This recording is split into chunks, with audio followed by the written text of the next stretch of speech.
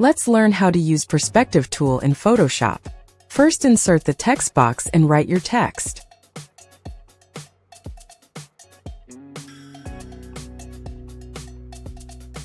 Adjust it on the screen. Then right-click on the layer and convert it to Smart Object.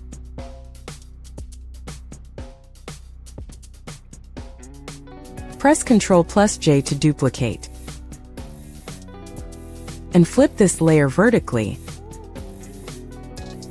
Adjust it as shown on the screen.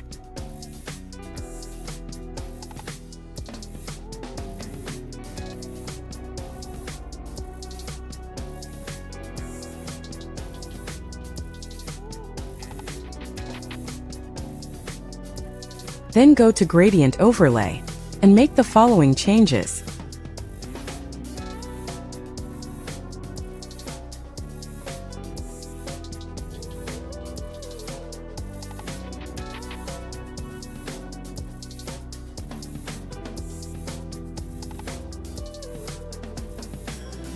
And reduce the transparency. And here you go. Subscribe our channel for more such videos.